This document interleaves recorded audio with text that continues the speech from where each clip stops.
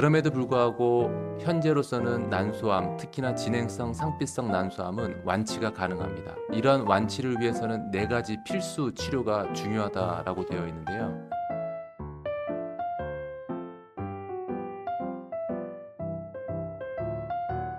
네, 안녕하세요. 저는 삼성서울병원 산부인과 이유영입니다. 오늘 강의는 난소암 이야기입니다. 정확한 제목은 브라카 HRD 기반 난소암 정밀 치료의 최신 전략이라는 내용입니다. 저는 부인암을 치료하는 임상의사고요. 네, 이번 강의를 하게 되어 기쁘게 생각하고 있습니다. 난소암 하면 아시는 분도 계시겠지만 일단은 난소가 어떻게 생겼는지를 한번 좀 보고 가겠습니다. 난소는 매우 작은 장기이고요. 여기 노란 거 보시듯이 동그란 약간 흰 색깔 내지는 회색빛이 나는 작은 장기입니다. 이걸 확대해서 보면은 이렇게 쭈글쭈글한 주름도 있고 정상적인 난소의 모습인데요. 실제로 난소암이라고 한다면 이 난소에서 생기는 암을 다 통칭해서 말을 합니다. 난소를 조금 더 자세히 들여다보면 난소를 싸고 있는 껍질이 있을 것이고 그 안에는 난자 많이 아실 것 같고요. 그 다음에 이 난자를 지지하는 난소의 간질 또는 버팀질 뭐 이렇게도 표현을 하는데 실제로는 요 세 가지에서 다 암이 생길 수 있습니다. 저희가 소위 말하는 난소암은 대부분 이 껍질에서 생기는 상피성 난소 종양, 난소암을 의미합니다. 앞으로 드릴 내용은 이러한 상피성 난소암에 대한 이야기입니다.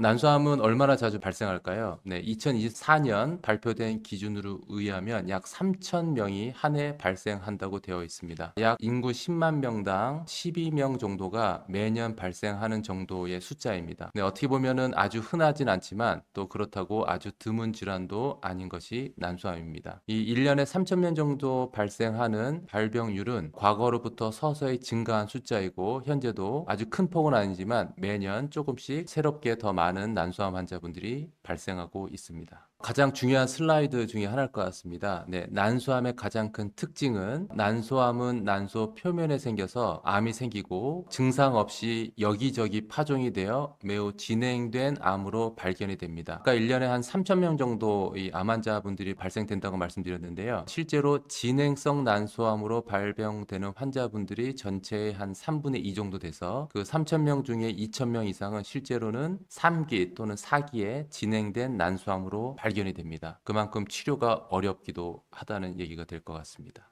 초반에 저희가 난소의 사진을 정상 난소를 보여드렸을 것 같은데요. 네, 실제로 난소암은 이렇게 생겼습니다. 골반의 형체를 알아볼 수 없이 큰 덩이가 하나 관찰이 되고, 네, 이게 난소암입니다. 주변에 소장대장을 많이 누르고 있고요. 오른쪽 사진을 보시면 간 옆에 이 복막이라고 해서 배 안에 피부와 같은 그런 조직이 있는데 그런 것들이 지금 보시면 울퉁불퉁하게 뭐가 좀 보이죠. 이런 것들이 다 암의 파종입니다. 고개를 돌려서 골반을 다시 보게 되면 복수도 보이고 소장 표면에 암세포가 보이고 마찬가지로 복부에 있는 복막에 이렇게 덩이 같은 것들이 보입니다.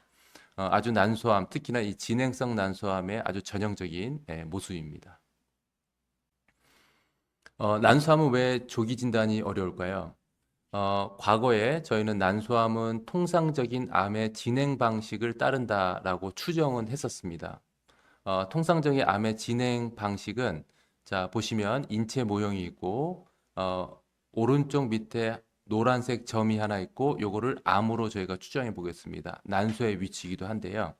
난소암이 생기고 난소암이 서서히 자라는 동안 어느 일정 크기가 되면 실제로 환자는 증상을 호소할 수 있고 병원을 찾아갈 수 있습니다. 이때 병원을 가셔서 진단이 됐다고 한다면 일기일 수 있겠습니다. 환자가 별로 증상을 못 느끼시고 의료에 대한 접근성이 떨어져서 조금 시간이 지난다 하더라도 주변에 파종이 생기지만 멀리 파종은 아직은 안 생겼습니다. 이때 가면 아직은 1기 또는 2기가 되겠습니다. 이렇듯 순차적으로 병이 진행을 하게 되면 환자의 의료 접근성이 좋거나 환자가 병원을 빨리 가거나 내지는 촘촘한 어떤 선별 검사를 자주 함으로 해서 암을 조기에 진단할 수 있습니다. 하지만 난소암은 이런 식으로 진행하는 게 아닌 것이다라고 저희가 이제는 알고 있고 실제로 아까 말씀드린 상피성 난소암은 이런 식으로 진행이 됩니다. 오른쪽 보시면 아주 자그마한 노란색이 하나 보일 텐데요. 현미형적으로 암이 생긴 상태에서 이미 암세포는 복수를 타고 여기저기 흩어집니다. 이럴 때의 암의 세포는 여기저기는 있지만, 즉 3, 4기가 이미 됐지만 암세포가 너무 작고 그 숫자가 많지는 않아서 CT나 MRI, PET-CT, 초음파 이런 것에 관찰되지 않습니다. 그냥 정상의 어떤 표현형을 가지고 일상생활을 하시다가 어느 시점에 이런 것들이 갑자기 커지면 그제서야 증상이 생겨서 병원에 가시고 이미 3기 또는 4기로 진단이 되고, 이것이 상피성 난소암의 아주 전형적인 시나리오입니다. 이렇듯 대부분 병원에 오시면 3기 또는 4기로 진행이 되는 경우가 많습니다. 그럼에도 불구하고 현재로서는 난소암, 특히나 진행성 상피성 난소암은 완치가 가능합니다. 이러한 완치를 위해서는 네 가지 필수 치료가 중요하다라고 되어 있는데요. 최적의 치료를 받기 위해서 이 네 가지의 기둥이 제일 중요합니다. 첫 번째, 수술이 잘 되어야 하고요. 수술 이후에 항암이 잘 들어야 되고, 그 다음에 적절한 표적이 있어서 이런 표적 치료제가 잘 들어야 됩니다. 수술과 항암은 동일하게 진행이 되지만 실제로 표적 치료제는 환자 암세포의 표적에 따라서 달라질 수 있고, 따라서 이 어떤 환자분이 어떤 표적이 있는지를 알기 위해서는 이러한 유전자 검사, 저희가 통상적으로는 NGS라고 부르긴 하는데요. 차세대 염기서열 분석입니다. 이러한 유전자 검사를 통해서 표적 치료제를 쓸 수 있습니다. 각각 네 가지의 기둥은 독립적이긴 하지만 실제로 표적 치료와 유전자 검사는 한 쌍으로 움직입니다. 이유는 유전 검사에서 어떤 특정 표현형이 나오게 되면 그거에 해당하는 표적 치료제를 쓰기 때문이고요. 특히나 이러한 표적 치료제의 적용은 이 전체적인 난소암 치료 성적을 크게 좌지우지하는 것으로 난소암에서는 알려져 있고, 그만큼 유전자 검사가 중요하고 표적 치료제의 적용이 매우 중요합니다. 아까 말씀드린 네 가지의 큰 기둥을 말씀드렸는데요. 자, 일단은 진행성 난소암 환자분이 오셨을 때 어떤 식으로 치료가 되는지를 한번 살펴보겠습니다. 왼쪽 사진에서 보시면 실제로 난소암 환자분들이 이런 식으로 오시거든요. 종양이 골반에만 국한되어 있지 않고 장 표면, 골반, 복막, 그 다음에 상복부, 간 주변, 비장 뭐 이런 식으로 종양이 많습니다. 산불을 예로 한번 들어보겠습니다. 산불이 굉장히 넓은 지역에 발생을 했습니다. 네, 사람이 들어갈 수 없어서 일단은 큰 불을 먼저 끄기 위해서 그 헬기가 동원이 됐습니다. 어느 정도 큰 불이 없어지면 그 다음에는 사람이 들어가서 일일이 남아있는 불을 끕니다. 큰 불을 없애는, 즉 큰 덩이 정도를 제거하는 것이 수술의 역할입니다. 따라서 난소암 수술은 다 제거할 수 없고 병을 최소한으로 남기면 남길수록 다음 항암이 잘 듣기 때문에 저희가 보통 최대 종양 감축술이라는 이름으로 수술을 해서 다 제거는 못하지만 최대한 제거를 하고 수술을 종료하게 됩니다. 그 다음에는 항암이 잘 듣게 되면 실제로 이러한 불들은 거의 꺼지는 상태가 되고, 그래서 통상적으로는 수술과 항암을 끝나고 나서 CT를 찍게 되면 병이 흔적만 보이거나 잘 안 보이는 상태까지는 됩니다. 하지만 여기에서 치료가 멈춘다고 하면 대부분 재발을 많이 하고, 가장 큰 이유는 잔불 정리가 잘 안 됐기 때문입니다. 산불에서 가장 중요한 게 이제 잔불 처리일 것 같은데요. 마찬가지로 현미경적으로 병이 남아있는 상태에서 유전자 검사를 통해서 이 표적 치료제를 하고, 이러한 표적 치료제를 통해서 이러한 미세암까지 다 치료가 돼야 완치 가능성이 높아집니다. 따라서 순서로는 수술, 항암, 그 다음에 유전자 검사를 통한 표적 치료제, 이 순서대로 보통 치료가 이루어지고 있습니다. 수술 아까 말씀드렸듯이 다 제거는 못하지만 잔존병소, 즉 많이 제거하면 제거할수록 예후가 좋은 것은 많이 알려져 있습니다. 특히나 저희가 목표로 하는 것은 다 제거하면 좋겠지만 그게 불가능한 경우에 잔존병소를 그래도 1cm 미만으로 줄이는 것을 목표로 합니다. 이러한 목표가 달성이 어렵다라고 한다면 아까 수술 그 다음에 항암을 한다고 말씀드렸는데요. 통상적으로 항암은 여러 번 합니다. 한 6회에서 8회 정도를 하는데 처음부터 수술을 하기가 어려운 경우다라고 판단이 되면 그때는 항암을 한 3, 4번 정도를 먼저 앞단에 붙이고, 즉 병을 줄이고 나서 수술을 하기도 합니다. 1cm 미만으로 줄이기 위해서 실제로 대장을 절제할 가능성이 50%나 되고요. 소장을 절제할 가능성이 20%, 횡격막 절제 40%, 비장, 간을 절제할 확률이 20% 정도 됩니다. 즉 매우 공격적인 수술이 진행이 된다라고 이해하시면 좋을 것 같습니다. 항암은 대부분 가장 잘 듣는 항암제를 먼저 쓰게 되어 있고, 상피성 난소암에서는 탁솔과 카보플라틴이 가장 잘 듣습니다. 그래서 전 세계적으로 처음 진단된 진행성 난소암에서는 탁솔 카보플라틴을 적용하게 되어 있고, 통상적으로 6번 내지는 8번 사이클을 쓰게 됩니다. 대부분의 환자는 이 약제에 반응이 좋아서 병이 많이 줍니다. 단 한 5에서 10% 정도는 이러한 첫 번째 항암인 탁솔과 카보플라틴을 씀에도 불구하고 쓰는 도중에 저항성이 생겨서 항암제에 대해서 듣지 않고, 이러한 경우가 가장 불량한 예우를 보이는 경우도 있긴 있습니다.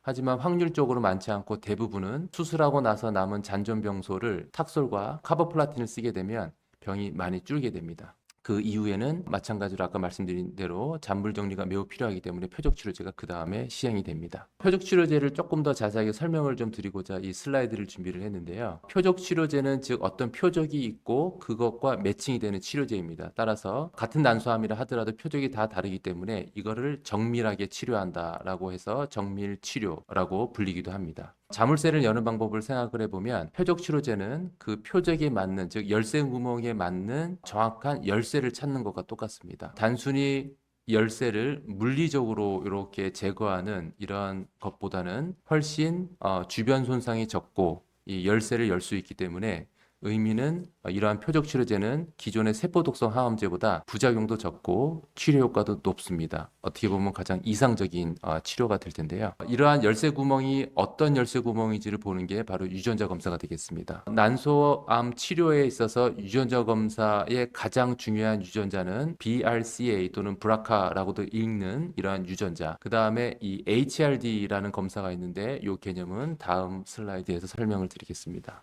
HRD라는 것은 상동 재조합 복구 결핍이라는 어려운 말로 해석이 되는데요. 쉽게 설명드리면 암세포의 전체적인 DNA의 수리 능력, 즉 DNA가 고장났을 때 이것을 얼마나 잘 고칠 수 있는가라는 능력을 보는 것인데, 이러한 것이 떨어진 상태를 확인하는 겁니다. 조금 더 쉬운 예를 들어드리면 건물의 안전 진단을 한번 해보겠습니다. 건물의 안전 진단은 결국은 이제 기둥이 이렇게 여러 개 있을 텐데요. 그 기둥이 얼마나 이 건물을 잘 받치고 있나라고 상상을 해보면, 그 기둥이 개별 유전자라고 치면 어떤 기둥이 하나가 망가지면 개별 유전자 하나가 망가진 것입니다. 그러면 건물이 위태로울 수 있겠죠. 하지만 이것보다는 실제로 건물의 안전진단은 이런 종합적인 전체 기둥의 종합적인 판단이 더 중요할 수 있겠습니다. 하나의 유전자가 망가지지 않다 하더라도 여러 군데의 기둥에서 균열이 발생돼서 이러한 모든 것들이 건물이 불안정하는데 이바지를 한다면 이러한 것들을 종합적으로 점수를 낼 수 있고,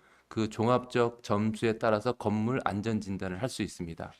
똑같은 개념으로 이 암세포에서 여러 가지 유전자들이 있고, 이러한 유전자들의 약간의 어떤 변이 유무를 다양한 방법으로 조사를 하고, 이것을 종합해서, 중요한 것은 한 가지 유전자를 보는 게 아니라 이러한 다양한 방법으로 여러 유전자들의 변이 유무를 종합을 해서 유전체 불안정 점수를 산출하게 되어 있습니다. 그것이 바로 이러한 그 HRD의 개념이고요. 이러한 HRD가 있다라고 한다면 어떤 특정 하나의 유전자보다는 전체적인 이러한 유전자 조합으로 봤었을 때 이 암세포는 유전체가 불안정하다라고 제가 판단하고, 이럴 때 파프 억제제가 매우 잘 듣습니다. 이렇게 돼서 파프 억제제를 쓰는 경우에는 그렇지 않은 경우에 비해서 아까 보여드렸던 이런 무시무시한 난소암의 재발률이 실제로는 40에서 70%까지 감소가 되고, 더 나아가서는 사망 위험도 3, 40%가 감소가 되는 아주 큰 효과가 이미 입증이 되어 있습니다. 그래서 현재 임상에서는 이런 유전자 검사, 특히나 이러한 HRD 검사를 통해서 파프 억제제가 쓰일지 말지 결정이 되고 있습니다. 이 파프 억제제가 작용하는 기전도 잠깐 설명을 드리는 게 약에 대한 이해도를 높일 수 있을 것 같습니다. 이제 고장난 브레이크로 제가 보통 설명을 드리는데요. 아까 말씀드렸듯이 브라카 유전 변이가 있거나 HRD가 있다고 한다면 그 세포, 즉 차로 비유하면 브레이크가 고장이 났다고 생각을 합니다. 단 모든 세포는 암세포이건 정상세포이건 이런 예비 브레이크는 항상 남아 있습니다. 따라서 암세포 입장에서는 주 브레이크가 고장났다 하더라도 예비 브레이크로 자기들의 완급을 조정할 수 있습니다. 즉 고장난 브레이크가 있다고 저희가 유전자 검사에서 확인이 되면 이 예비 브레이크를 무력화시키는 약제를 투여할 수 있고, 그게 앞서 말씀드린 파프 억제제입니다. 따라서 브레이크 두 개 고장이 나면 이 차는 멈출 수 없고 어느 순간에는 사고가 나서 파손될 가능성이 많고, 이러한 것을 저희가 합성치사라고 불립니다. 실제로 브라카 유전 변이가 있거나 HRD가 양성이면 이 주 브레이크가 고장났기 때문에 이때 파프 저해제를 줌으로 해서 그 세포를 사멸시키게 됩니다. 다행히도 이러한 HRD 있는 환자는 전체 상피성 난소암 환자의 한 반수에서 관찰이 됩니다. 의미는 치료가 어렵다 하더라도 이러한 유전자 변이 내지는 HRD가 있음으로 해서 이러한 파프 저해제를 투여받을 수 있고, 이러한 파프 저해제를 통해서 재발률을 혁신적으로 낮추거나 완치율을 매우 높일 수 있습니다. 이 HRD라는 것은 조금 더 넓은 의미의 개념이고요. 이 HRD 안에 이 브라카 유전자 변이가 포함이 됩니다. 따라서 브라카 유전자 변이가 있거나 내지는 HRD 양성인 경우에 아까 말씀드린 대로 표적 치료제, 특히나 파프 저해제에 적응증이 되고, 따라서 예후를 많이 향상시킬 수 있겠습니다. 난소암 환자분들은 맨 처음 진단받고 나서 3번의 의사결정 상황이 있습니다. 자, 첫 번째는 환자분이 맨 처음에 오셨을 때 저희가 수술을 먼저 고려를 하는데, 처음부터 수술이 어려운 경우도 많습니다. 아까 말씀드렸듯이 잔존병소를 1cm 미만으로 못 만들 것 같으면 항암을 먼저 할 수 있고, 그때 저희가 이것을 선행항암요법이라고 합니다. 또한 이 환자 컨디션도 한몫을 하는데요. 대부분 난소암 환자분들은 폐경 이후에 나이 많은 여성들이 걸릴 가능성이 많아서 실제로 고령을 감안했을 때 아까 말씀드린 그러한 공격적인 수술을 못 견딜 거로 예상되는 경우도 있습니다. 이럴 때 마찬가지로 선행항암요법을 합니다. 수술을 하게 되면 바로 그 다음에 항암을 6회 또는 8회를 하고, 이것을 저희가 보조항암요법이라고 하는데요. 항암을 먼저 하게 되면 선행항암요법을 3, 4회 정도 하고 병을 많이 줄인 다음에 본 수술에 들어가고, 그리고 나서 남은 횟수의 항암을 보조항암요법으로 합니다. 두 번째 의사결정은 아까 파프 억제제 말씀드렸지만 실제로 이전에 표적 치료제가 도입이 된 게 하나가 더 있고, 그것이 아바스틴이라는 약입니다. 아바스틴의 작용 기전은 파프 억제제하고 좀 다르고, 좀 이따가 더 설명을 드리겠지만 아바스틴은 혈관 생성 억제제라는 작용 기전으로 작용하는 표적 치료제입니다. 두 번째 저희가 의사결정을 할 때 이 아바스틴이 환자의 치료에 도움이 될까라는 것을 결정하게 되어 있는데요. 실질적으로는 폐전이가 있는 사기, 우리가 수술을 통해서 1cm 미만으로 줄여보고 싶었으나 그렇게 안 된 경우에만 효과가 입증이 되어 있습니다.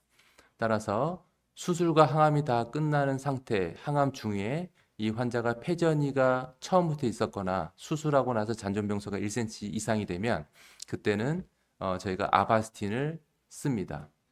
세 번째 의사결정은 아까 말씀드린 파프 억제제, 림파자 또는 제줄라 등을 사용할지 결정을 하고, 이것은 브라카 변이 또는 HRD 검사를, 즉 유전자 검사를 통해서 쓸지 말지 결정을 합니다. 예를 들면 수술하고 이제 항암 중인 환자분이 맨 처음 진단 당시에 사기였고 HRD가 양성으로 나왔다라고 한다면 이분은 아바스틴도 효과가 있을 것이고 파프 억제제도 효과가 있을 것이고, 따라서 이런 경우에는 이 두 가지를 다 씁니다. 이 두 가지를 다 쓸 때는 아바스틴과 림파자를 씁니다. 현재 이러한 용법을 통해서 환자분들의 생존율이 많이 증가되고 있습니다. 그 다음에 또 많이 여쭤보시는 것들이 이 수술 이후에 항암을 얼마나 빨리 해야 됩니까? 라는 것도 많이 여쭤보시는데요. 수술 후 회복 과정을 한번 보겠습니다. 자, 오늘 수술을 받고 나시면 보통은 한 하루 이틀 정도 통증과 출혈을 저희가 관리를 해드리고, 통상적으로는 이제 가스 배출이 돼야 식사가 될 텐데요. 한 3일에서 5일 정도. 그래서 식사 진행이 되고 실밥 제거는 한 일주일 전후로 제거가 됩니다. 그럼 이 당시에 이제 대부분 회복이 되시는데요. 실제로 환자분들은 회복하고 나서 빠른 항암을 원하십니다. 아까 말씀드렸듯이 수술로 제거가 되었으나 유관적으로 남아있는 상태의 병이 있을 가능성이 많고, 또 유관적인 것이 다 제거됐다 하더라도 현미형적으로는 병이 남아있기 때문에 항암은 반드시 필요한데, 그러면 항암을 얼마나 빨리 하는 게 좋을까요? 실제로 수술을 통해서 수술 전보다 수술 후 종양의 크기가 줄었습니다. 하지만 저희가 항암이 자꾸 연기가 되면 다시 종양은 다시 커지고, 그렇게 되면 또 항암에 대해서 병이 자꾸 커지는 것에 대한 부담이 있기 때문에 항암이 잘 안 들을 가능성이 있습니다. 다행스럽게도 잔존병서가 1cm 미만으로 남아있는 경우에는 환자가 회복 후에 항암을 빨리 진행하면 되지만, 그렇다 하더라도 너무 빨리 할 필요는 없겠고, 보통 한 달 전후, 즉 한 달 이내에 항암을 하게 되면 1주째 항암을 하건 2주째 항암을 하건 3주째 하건 큰 상관이 없는 것으로 되어 있습니다. 그래서 실제 임상에서는 환자가 회복하는 대로 저희가 항암을 진행을 하고, 단 4주 이내 가능하면 항암을 그 다음에 시작을 하려고 노력을 하고 있습니다. 카보플라틴은 이 표적 치료제에 비해서 기존에 쓰던 세포독성 항암제이고 따라서 이것은 부작용이 어느 정도 있습니다. 다행히 카보플라틴은 다른 항암제에 비해서 부작용이 그래도 많은 것으로 분류가 되지는 않고 대부분 환자분들이 호소하는 것은 근육통, 관절통, 피곤함, 쇠약감 등을 호소하시고 대부분 심하지 않고 한 2, 3일 정도 항암 후에 생기고 한 3, 4일 길게는 일주일 정도 불편하다가 좋아지십니다. 탁솔과 카보플라틴의 각각의 어떤 특수한 부작용을 좀 보시면 탁솔 같은 경우에는 가장 힘들어 하시는 것이 탈모입니다. 거의 100%에서 탈모가 생기시는데요. 중요한 것은 일시적인 탈모입니다. 첫 항암 투여 후 한 2주 후부터 탈모가 시작이 되고 항암하는 기간 내내 탈모가 진행이 되다가 항암 끝나고 나면 그 다음부터 한 2, 3개월 후부터 다시 모발이 나기 시작합니다. 일시적인 탈모이기 때문에 저희가 항암이 끝나게 되면 탈모 걱정은 없어지십니다. 이렇게 좀 말씀을 드리고요. 두 번째로 탁솔의 특이한 부작용은 손발저림입니다. 손발저림은 굉장히 오래가는 증상 중에 하나고 이 항암을 하면서 나타나는 증상은 대부분 이 항암이 끝나게 되면 다시 정상으로 돌아오는데요. 이 손발 저림만은 굉장히 오래 지속이 됩니다. 그만큼 증상 관리가 매우 중요하고 손발 저리는 것이 너무 심하다라고 한다면 결국에는 저희가 용량 감량도 고려를 하게 되어 있습니다. 이에 반해 카보플라틴은 이러한 부작용을 얻고 대부분은 골수 기능에 저하가 있습니다. 백혈구 숫자가 감소가 되면 감염에 취약해질 수 있고 폐혈증 위험도가 증가할 수도 있습니다. 적혈구 숫자가 감소가 되면 빈혈도 생길 수 있고요. 또 혈소판 숫자가 감소가 되면 자연 출혈 같은 것들도 생길 수는 있습니다. 하지만 좀 드뭅니다. 전반적으로는 이렇게 부작용을 말씀드렸지만 대부분 큰 부작용 없이 예정되어 있는 치료를 다 완수를 하십니다. 아바스틴 아까 말씀드렸듯이 사기 난소암 내지는 1cm 이상의 잔존암이 남은 경우에는 아바스틴을 많이 쓰시고 이 아바스틴은 파프 저해제보다 이미 먼저 효과가 입증된 표적 치료제입니다. 아바스틴은 크게 부작용이 많지는 않지만 특이하게 이 혈관 생성 억제제라는 것 때문에 저희가 부작용을 고려하는 사항이 한 가지가 있습니다. 자, 이 혈관 생성 억제제라는 것은 즉 종양으로 가는 혈관 생성을 억제하기 때문에 항암 효과가 있는 반면 상처 치유 과정에서도 혈관 생성이 필요한데요. 이러한 것들 때문에 상처가 잘 낫지 않는 부작용도 있습니다. 따라서 수술 직후에는 이 아바스틴을 쓰지 않습니다. 또 한 가지는 혹시라도 잔존병소가 주로 장 표면에 있다라고 한다면 그때도 이 아바스틴을 쓰는 것에 대해서 조금 조심을 해야 되는데요. 예를 들면 항암만 하는 경우에 자, 요거를 장 표면에 노란색의 종양이라고 생각을 해보겠습니다. 항암을 하는 경우에는 항암을 하게 되면 병이 줄고 병이 주는 그 공백에 혈관이 자라나오면서 새살을 메꿔줍니다. 그러면 장 표면에 있는 종양이 없어지면서 새살로 채워졌습니다. 장에는 이상이 없을 것 같습니다. 하지만 항암 및 아바스틴을 같이 쓰게 되면 종양이 줄었고 그러면 혈관이 생성이 되면서 재생이 되어야 되는데 이럴 때 혈관 생성 힘이 떨어지기 때문에 살이 잘 안 막힐 수 있고 이렇게 되면 장천공이 위험성이 됩니다. 현재까지 알려져 있는 장천공의 빈도수는 드뭅니다. 한 전체 난소암 환자의 한 1, 2%밖에 안 되지만 어떤 특정 조건에서는 장천공의 위험성이 매우 증가할 수 있어서 이러한 것들을 고려해서도 아바스틴을 쓸지 말지 결정을 하게 되어 있습니다. 전체적인 알고리즘을 시간 순서대로 보시면 수술 후에 병기와 세포 아형이 결정이 되고 항암제 종류, 횟수가 결정이 되고 단 항암제는 탁솔과 카보플라틴을 쓰는 것은 거의 고정되어 있습니다. 아까 말씀드린 부작용 관리를 잘해서 항암을 다 맞추시게 되시면 중간에 표적 치료제를 쓸지 말지에 대한 논의가 있고 표적 치료제를 쓰게 되면 경우에 따라서는 1년 내지는 2년, 3년 정도 유지요법으로 표적 치료제를 쓰고 그리고 나서는 병이 더 이상 관찰되지 않으면 추적 관찰을 하시게 됩니다. 이 난소암에서 표적 치료제는 아까 말씀드린 아바스틴과 파프 억제제가 있는데요. 이 크기의 효과, 즉 병을 호전시키는 크기의 효과는 이 파프 억제제가 상당합니다. 저희가 보통 생각하기로는 전대미문의 효과를 보여준 표적 치료제라고 저희가 생각을 하고 있고 조건이 맞다면 이러한 파프 억제제는 재발률을 최대 70%까지 거의 완치에 가까운 성적을 보일 수 있습니다. 파프 억제제는 실제로는 처음 진단될 때 말고도 재발 시점에도 쓸 수는 있습니다. 하지만 저희가 가능하면 파프 억제제에 어떤 적응증이 된다면 처음부터 쓰는 이유는 다음과 같습니다. 어떤 암이건 처음 진단됐을 때 1차 치료 시점에서는 재발률이 높다 하더라도 완치 가능성이 꽤 있기 때문에 저희가 1차 치료 목적은 완치입니다. 하지만 그럼에도 불구하고 나중에 재발이 되게 되면 이 재발된 암세포들은 1차 치료, 즉 항암 치료에 노출이 한번 됐음에도 불구하고 다시 성장을 하고 진행을 하는 거기 때문에 항암제에 저항성이 있고, 즉 재발 이후에는 완치는 어렵고 완화가 가능합니다. 즉 병의 진행 속도를 늦추거나 예방함으로 해서 병은 몸에 있지만 이걸로 인한 증상을 없게끔 하고 일상생활을 어느 정도 유지하게끔 하는 게 치료의 목적일 수 있습니다. 따라서 저희가 재발을 안 하게 하는 것이 가장 중요하고, 그래서 실제로는 모든 치료적 역량과 자원을 1차 치료에 집중하는 것이 가장 중요한 전략일 수 있겠습니다. 그러한 의미에서는 파프 억제제에 적응증이 된다면 저희는 가능하면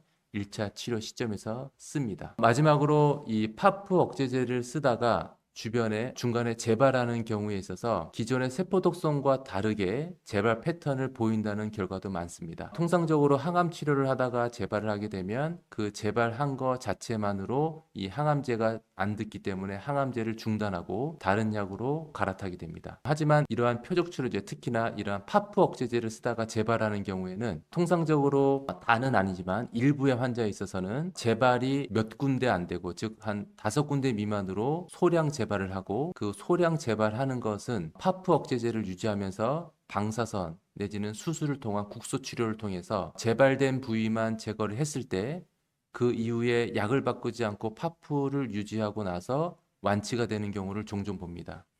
네, 이 환자도 그런 케이스이신데요. 수술 강화는 다 끝난 상태에서 파프 유지를 하고 계셨고, 어느 시점에서 임파선에 재발이 되셔서 방사선 치료를 받으시고, 그리고 나서 1년 후에 또 마찬가지로 다른 쪽으로 임파선이 한두 개 정도 재발이 돼서 방사선 치료를 받으시고 파프 억제제는 계속 유지를 하셨습니다. 이론적으로는 이 몸 전체를 봤을 때는 이 파프 억제제에 대해서 조절이 잘 되지만 어떤 특정 부위, 지금 이런 영상 검사에서 보이는 그런 일정 부위만 이 파프 억제제의 저항성이 생겼다라고 생각할 수 있고, 그것을 제거함으로 해서 다시 파프 억제제의 효과를 기대할 수 있는 그런 환자군이 꽤 있다라고 보고, 따라서 이러한 재발 패턴도 기존과 많이 다르기 때문에 이 파프 억제제를 쓰다가 재발한 경우라 하더라도 완치가 가능한 경우도 꽤 관찰이 되고 있습니다. 네, 어느덧 이제 마지막 슬라이드인데요. 제가 이번 강의를 통해서 꼭 기억을 해야 될 포인트를 정리를 해봤습니다. 난소암은 진행된 상태에서 발견이 되기 때문에 치료가 어려우나 최근 표적 치료제의 도입으로 이유가 크게 향상되었다는 것을 강조하고 싶습니다. 치료의 근간은 수술, 항암, 그 다음에 유전자 검사를 통한 표적 치료제이고, 이러한 것들을 통해서 완치 가능성을 높일 수 있겠습니다. 표적 치료제는 유전자 검사를 통해서 그 표적에 해당하는지를 보는 게 가장 중요하고, 그것이 브라카 변이 또는 HRD 검사라고 말씀을 드렸습니다. 수술의 결과, 즉 잔존 종양이 얼마나 적게 남았는지, 또 병기, 3기인지 4기인지, 폐 병변이 있는지, 또 한 가지 유전자 검사, 브라카 또는 HRD 검사를 해서 1차 치료 전략을 수립하게 되어 있고, 전체 난소암 환자의 반이 HRD 환자이기 때문에 이러한 표적 치료제를 통해서 생존율을 많이 향상을 시켰는데요. 아직까지 미충족 수요가 있는 부분도 존재를 합니다. 즉 난소의 반에서는 HRD 음성이겠죠. 이런 환자분들은 아직은 쓸 수 있는 표적 치료제는 아바스틴밖에 없고, 여전히 다른 치료에 대한 미충족 수요가 존재합니다. 한 가지 희망적인 것은 이러한 환자분들을 대상으로 최근 들어서는 항체 약물 접합체라는 신약의 임상 시험이 많이 진행되고 있고, 꽤 좋은 결과가 기대되고 있기 때문에 향후에는 이러한 HRD 음성 환자분들에게서도 좋은 소식이 있을 거라고 예상이 됩니다. 네, 마지막으로 난소암 정밀 치료의 핵심은 브라카 또는 HRD 검사와 임상 상황을 통해서 아바스틴과 파프 억제제 사용 전략을 체계적으로 결정하는 것이 매우 중요하다고 다시 한번 강조를 드리겠습니다. 장시간 고생 많으셨고 이상으로 강의를 마치겠습니다. 감사합니다.